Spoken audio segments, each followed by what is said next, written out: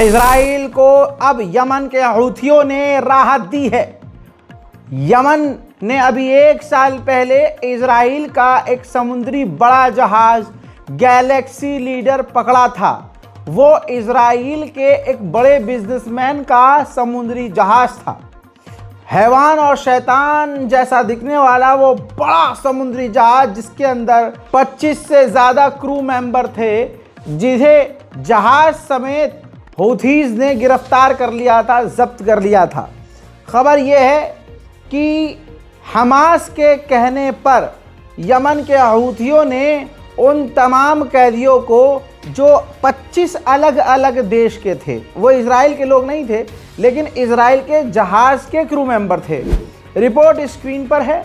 Bulgaria, Ukraine, Philippines, Mexico और Romania देश के 25 लोग थे जो उस इजरायली जहाज़ के क्रू मेंबर थे। वीडियो देख लीजिए। हमास के कहने पर, रिक्वेस्ट पर उन तमाम लोगों को रिहा कर दिया गया है और मीडिएशन ओमान ने करवाई है। ओमान की मीडिएशन कामयाब हुई, हमास की रिक्वेस्ट काम आई और हमास की बातों को, रिक्वेस्ट को सराखों पर रखते हुए यमन के हूथीज़ ने तमाम लोगों को रिहा कर दिया। रिहा करने से पहले उनकी जो तस्वीर सामने आई है, किसी भी तस्वीर से ये नहीं लग रहा है कि उन्हें कैदियों की तरह रखा गया, बल्कि दिख रहा है सब तंदुरुस्त हैं, सही सलामत हैं और सब खुश हैं। 1 साल बाद इनको रिहा किया गया। इनको यमन के हूथीज़ ने अपना ऐतिहासिक जो साइन है, कल्चर वाला जो चीज़ है, वैसा कपड़ा, रुमाल, चाकू, तमाम चीज़ें उनको दी। उनको इनामात भी दिए, गिफ्ट भी दिए और उसके बाद उनको ओमान के जहाज़ से अपने अपने मुल्क भेजा गया। हजरात, रिहा करने से पहले उनके तमाम बयान, उनकी वीडियो रिकॉर्डिंग्स, उनका वीडियो में कबूलनामा कि उनके साथ कोई गलत चीज़ नहीं की गई, उन पर जुल्म नहीं किया गया, तमाम चीज़ों को लिखित में भी साइन करवाया गया और वीडियो रिकॉर्ड भी करवाया गया। और इन तमाम वीडियोस को शुरू से आखिर तक, यानी रिहाई से लेकर उनसे बात करने तक, उनसे बात करने से लेकर उनको एयरपोर्ट छोड़ने तक, एयरपोर्ट में जाने के बाद बस में बैठने तक, तमाम जगहों का वीडियो जारी किया गया ताकि कल को हूथीज़ पर कोई इल्ज़ाम न लगे। और ये जो 1 साल से क्रू मेंबर यमन के हूथीज़ के द्वारा कैद में थे, उनसे काफ़ी मिलनसार नज़र आए, सैनिकों से गले मिलकर वापस जाते नज़र आए। यही तो कमाल है मुसलमानों का। मुसलमान अगर किसी को अपनी कैद में भी रखते हैं तो मेहमान की तरह रखते हैं।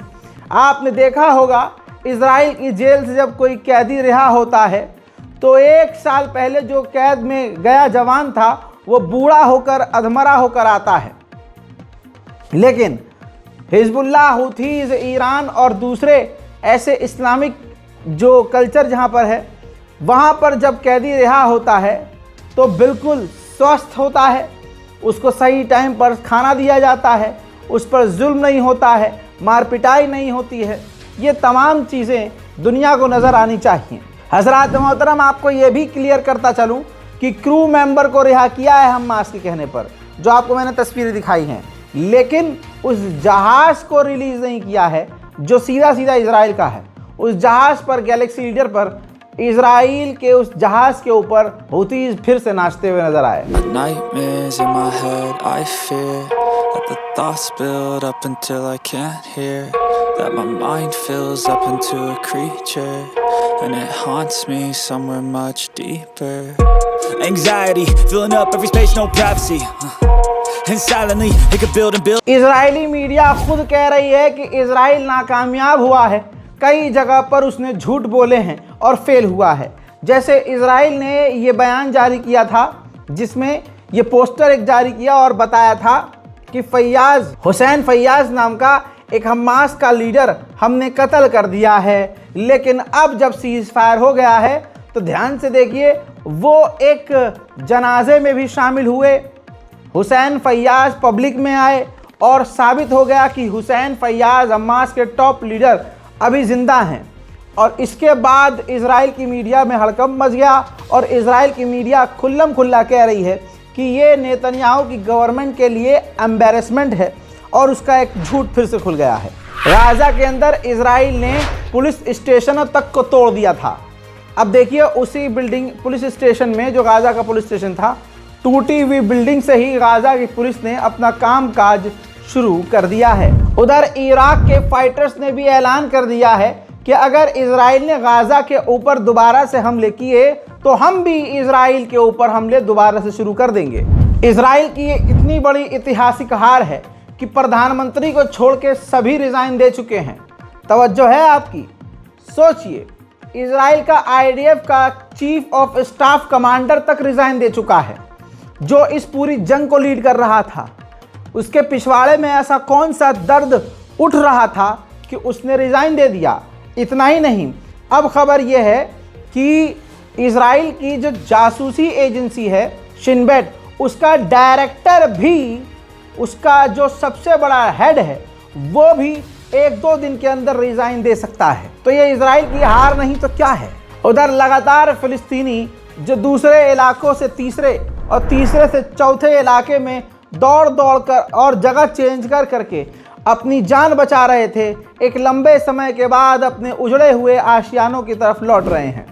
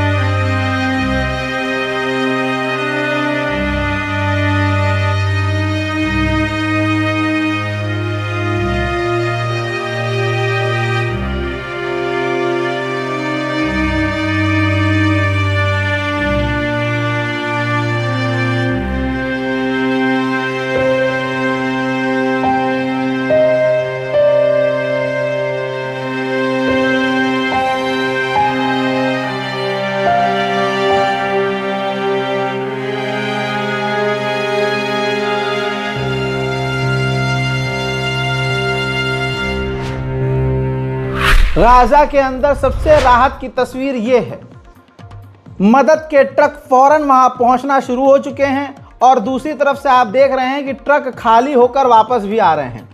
ज़्यादा से ज़्यादा गाजा को इस वक्त मदद की ज़रूरत है और तेज़ी से मदद भेजी भी जा रही है। लगभग 1.5 साल से जो गाजा के अंदर हर दिन तबाहियां बढ़ी हैं, रज़ा गराफी ने वो आपको दिखाई हैं, लेकिन अब वो एरिया में आपको दिखाऊंगा, उस जगह की तस्वीर आपको दिखाऊंगा जहां की तस्वीर अभी तक नहीं आई थी, जिससे साफ अब दिख रहा है कि गाजा में कुछ बचा नहीं है, सब तबाह हो चुका है। देखिए,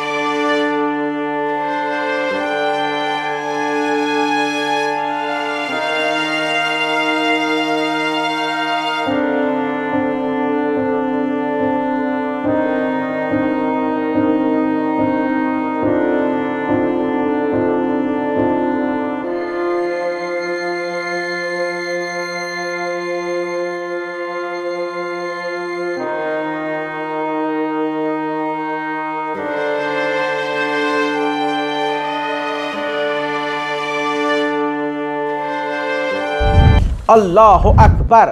कमाल अदवान हॉस्पिटल का नाम आप लगातार मेरी जुबान से सुन रहे थे और मीडिया में पढ़ रहे थे।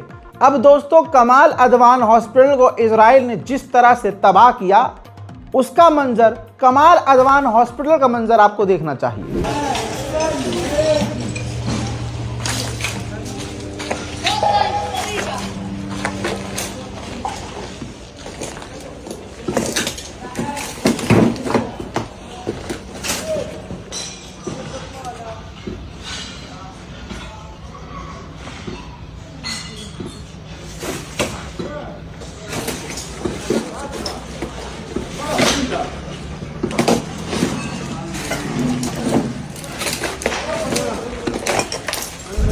उधर ट्रंप ने ऐलान कर दिया कि अब्राहम अकॉर्ड में आखिरकार सऊदी अरब भी जरूर जुड़ेगा। खबर यह है कि $500 बिलियन की डील लेकर डोनाल्ड ट्रंप खुद अपने बेस्ट फ्रेंड मोहम्मद बिन सलमान के पास जाएंगे और फिर मोहम्मद बिन सलमान से इस डील को करेंगे, जिस डील के अंदर अब्राहम अकॉर्ड के मुताबिक इजराइल और सऊदी अरब की दोस्ती भी होगी। मिडिल ईस्ट स्पेशल रिपोर्ट में आपको यह भी दिखाना बेहद ज़रूरी है कि सीज फायर लेबनान में हुआ है, लेकिन वो सिर्फ एक तरफा है। लेबनान हिजबुल्लाह खामोश हैं, लेकिन इजराइल पूरी ताकत से अभी भी घरों के अंदर घुसकर तबाही मचा रहा है, नए नए इलाकों में बम गिरा रहा है और गोलीबारी कर रहा है। देख लीजिए ये तस्वीरें दोस्तों, ये लेबनान के एक्सक्लूसिव तस्वीरें हैं जहां इजराइल बमबारी भी कर रहा है, गोलीबारी भी कर रहा है, घरों को तोड़ भी रहा है और गांव के अंदर, शहरों के अंदर इजराइल के टैंक मौजूद हैं। इजराइल को जो 60 दिन की डेडलाइन दी हुई थी कि आपको 60 दिन के अंदर आपको लेबनान से बाहर निकलना है, उस डेडलाइन को सिर्फ 5 दिन रह गए हैं, लेकिन हमें पूरा यकीन है कि इजराइल बाहर नहीं निकलेगा। अब जिन जिन जगहों से इजराइल की सेना लेबनान से पीछे हटी है, उन जगहों पर लेबनान की आर्मी अपने आर्म व्हीकल्स और टैंकर्स के साथ जाती हुई, तैनात होती हुई नजर आ रही है।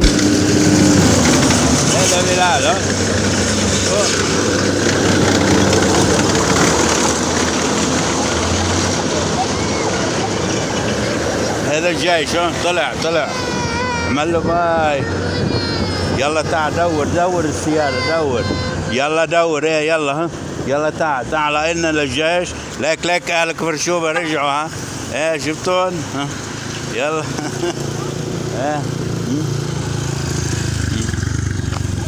सालों बाद सऊदी अरब के विदेश मंत्री लेबनान पहुंच सकते हैं। कहा जा रहा है कि बड़ी मदद लेबनान को सऊदी अरब के द्वारा मिल सकती है। उधर इजिप्ट के राष्ट्रपति सीसी ने कहा कि हम कोशिश करेंगे कि गाज़ा को दोबारा बनाया जा सके और हमारी कोशिश ये होगी कि गाज़ा के, फिलिस्तीन के एक भी व्यक्ति को डिस्प्लेस ना होना पड़े, अपने मुल्क से ना निकलना पड़े, अपने घर से हाथ ना धोना पड़े।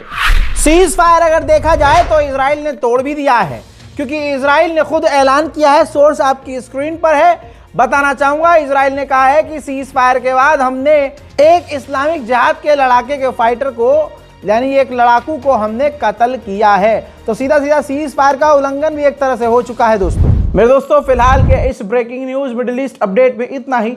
चैनल को सब्सक्राइब जरूर कीजिएगा, रिपोर्ट को शेयर करना मत भूलिएगा, कमेंट सेक्शन में अपनी राय और दुआ जरूर लिखिएगा। जय हिंद।